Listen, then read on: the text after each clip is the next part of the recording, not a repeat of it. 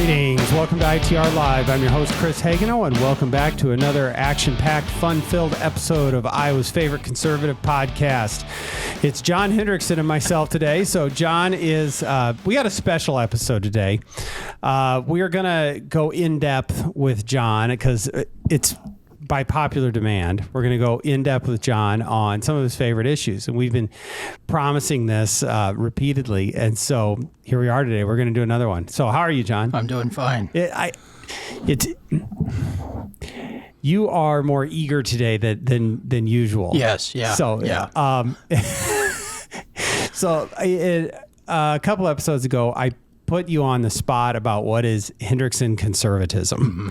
And you had a great answer. It was, I think, the most, and we here's another thing. We didn't prep this show today. We're just going straight after it. So just bear with us.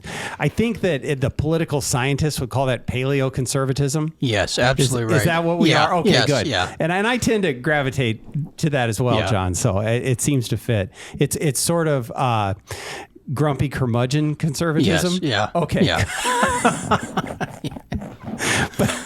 but here we are. But in that answer that you gave, one of the key parts, when I think about Hendrickson conservatism, it's trade policy. Yes. And so wanted to actually go a little bit deeper on what that means.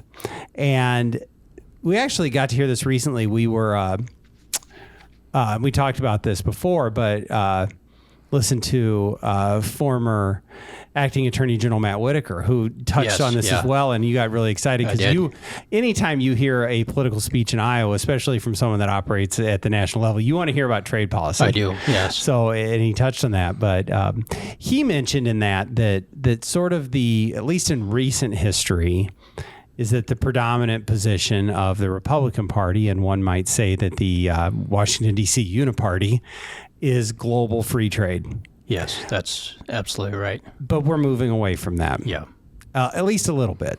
And so okay, we've now exhausted my knowledge of who we are and what we think about trade. Now I'm going to actually let you jump in, but this is going to be wide open. We can go wherever you want to go, but give us the basics of where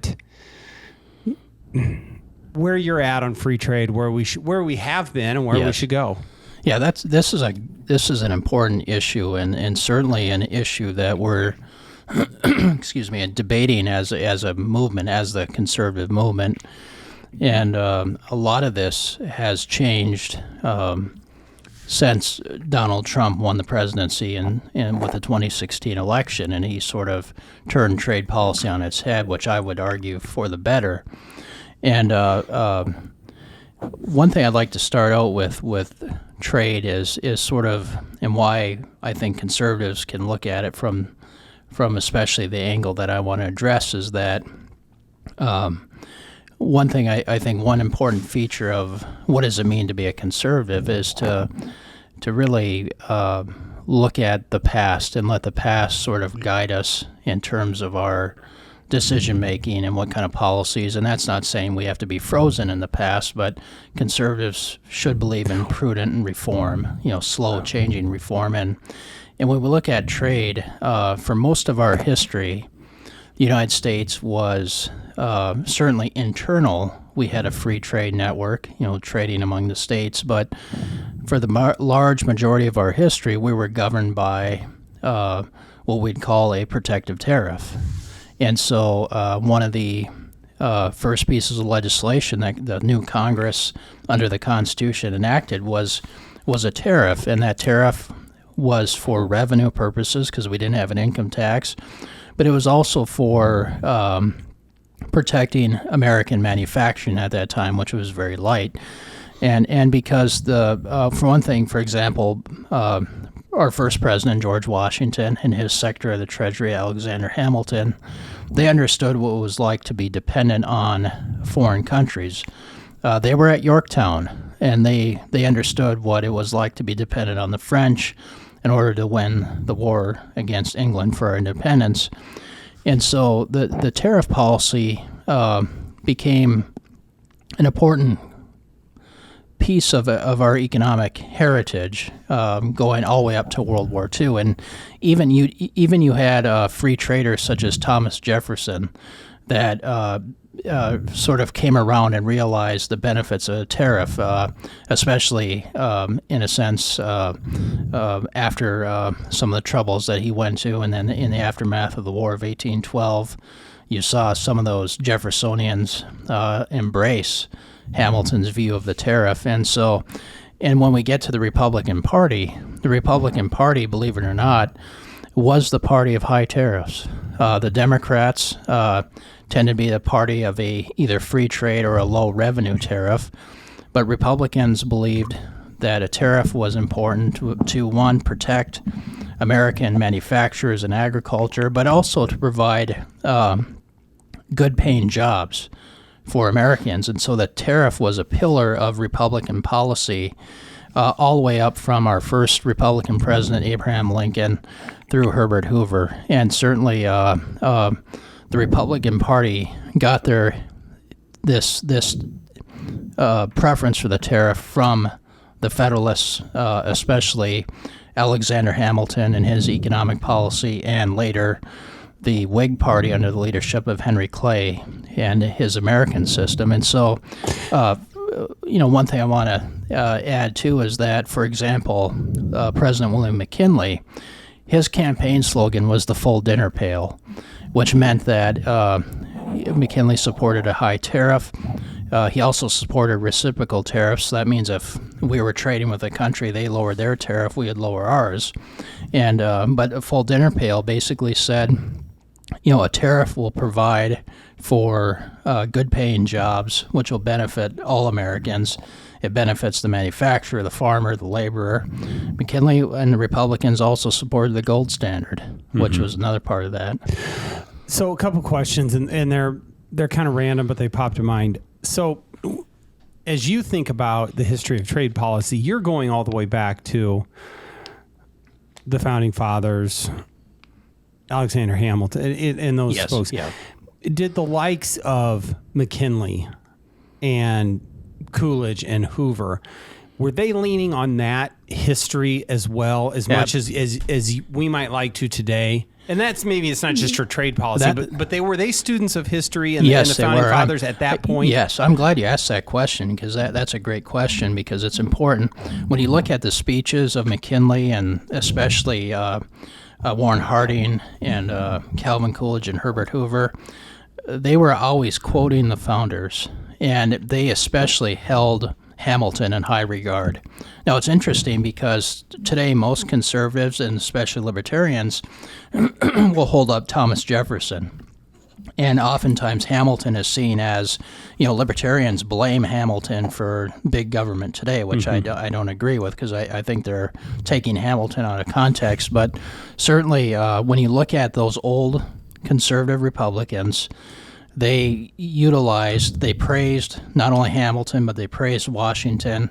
They elevated statesmen like Daniel Webster and Henry Clay. And Coolidge himself said, the Republican policy, the pillars of our party, was based on that old Federalist and Whig traditions. And he gave those credit. And so that was very much a part.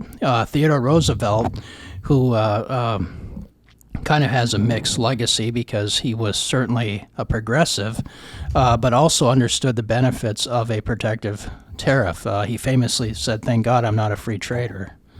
Yeah. So that's really interesting, is it's like we lean on history.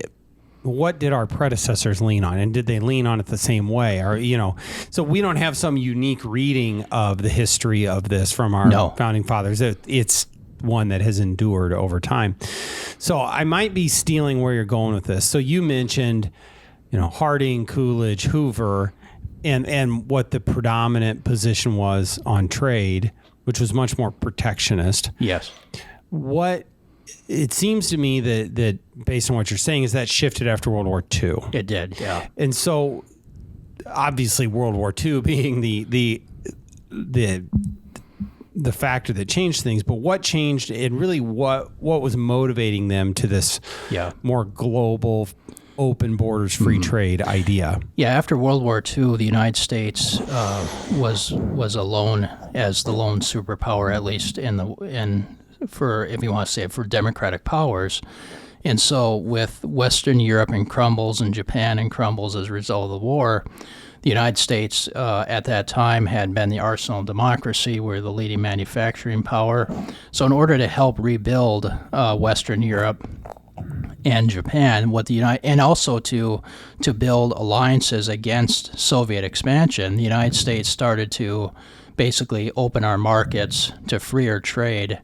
And at first we could absorb that because the European economies were rebuilding, the Japanese were rebuilding, but over time what happened is places like Western Germany, England, Japan recovered very quickly after World War II, and basically this accelerated into the 70s, 80s, and especially in the 90s, where the United States, as a result of these trade agreements that were engineered, not necessarily for economic benefits, but in a sense to tie other countries closer to us in terms of the Cold War. But the resulting was basically a massive outsourcing of American manufacturing. And especially that globalization really sped up during the 1990s. In fact, during the early 90s, which I know you remember, the big debate over NAFTA.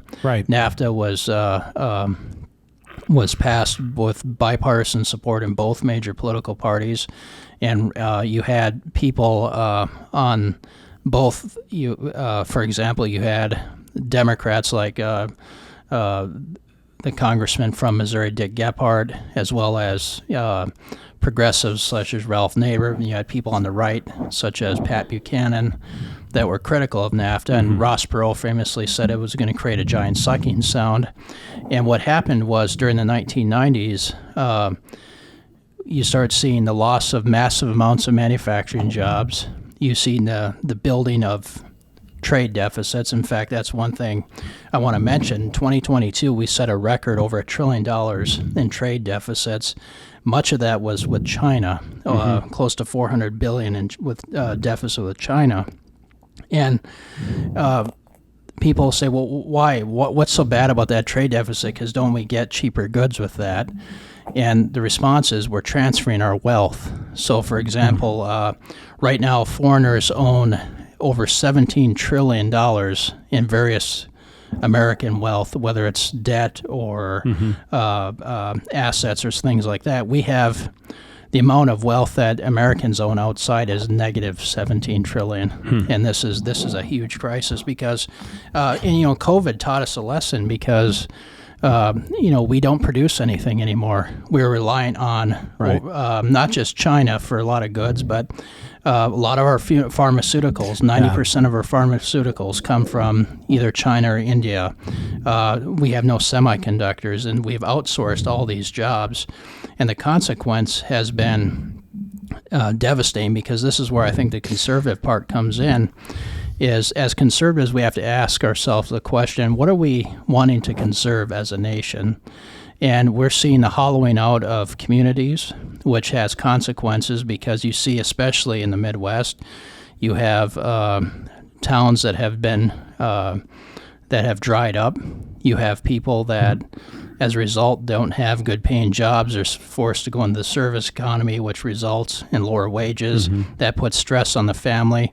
Now, we can't blame the opioid epidemic on free trade, but that has been a consequence because it has led to addictions and the breakup of the family. And so there's been serious consequences of that. And so, same thing with welfare dependency. We don't, as conservatives, we want to see people off welfare.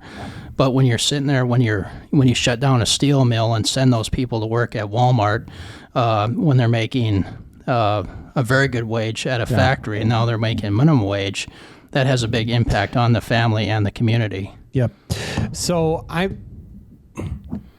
don't know that I'm necessarily going to push back, but I'm going to ask some questions because I think there's some things that. So you talked about this transfer of wealth, and I tend to agree with that.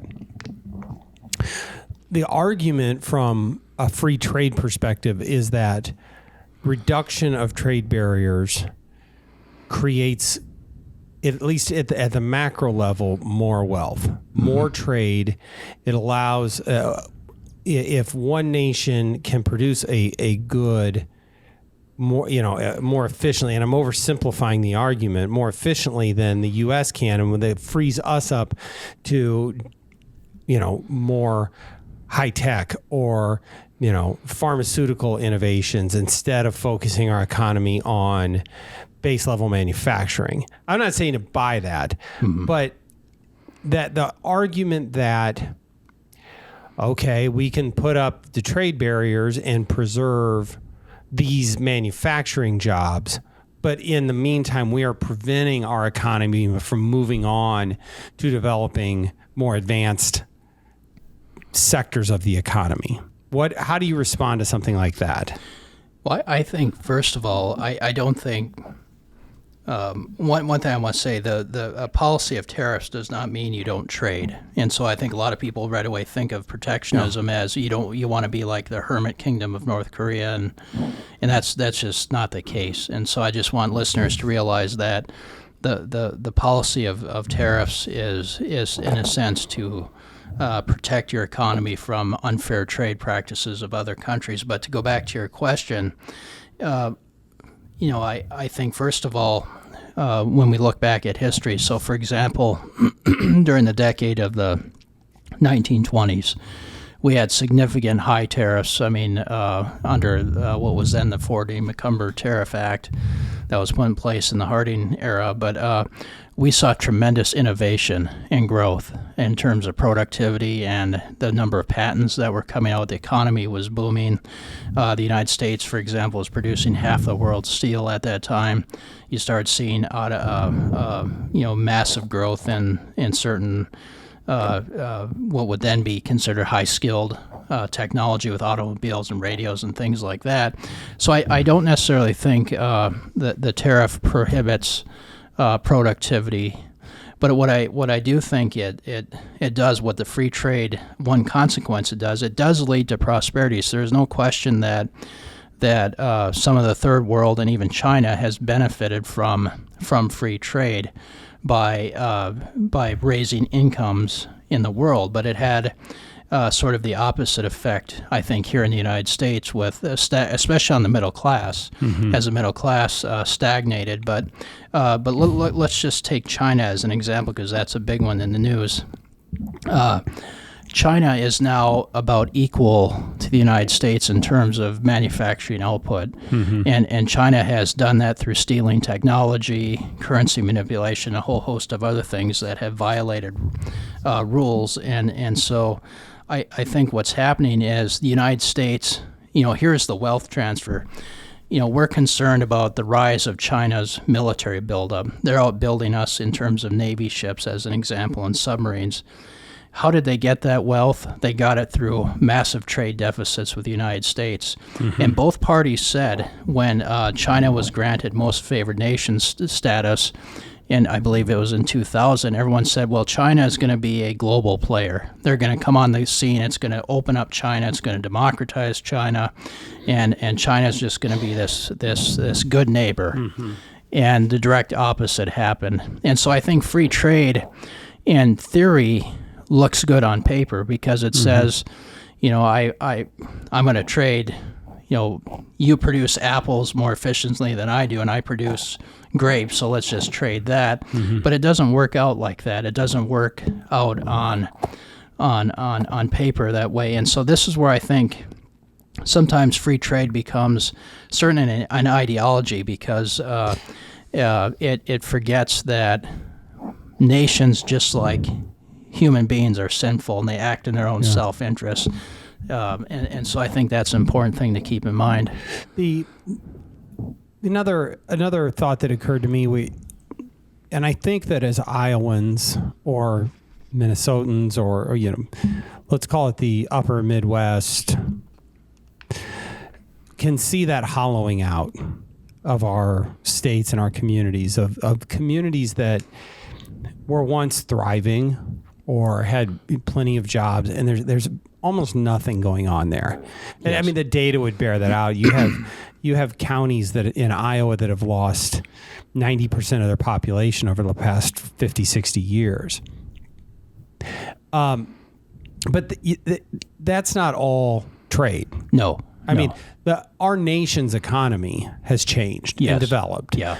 And many of those, and some of that is global supply chains where we don't need to produce the widget in, Mount Pleasant. We can produce it in, Mexico or Canada or where we can get it cheaper. But there have been a lot of changes to, we don't really make too many textiles in the United States anymore. Maybe that's good, maybe that's bad, but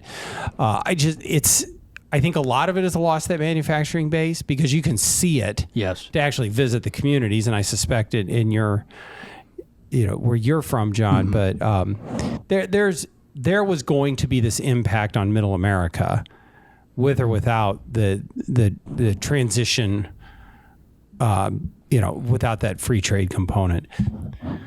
All right, John. Well, that's all we've got for right now. We're going to make this into a 2-part episode, and we'll have you back. So appreciate it, and appreciate you joining us, and we will see you next time for part 2.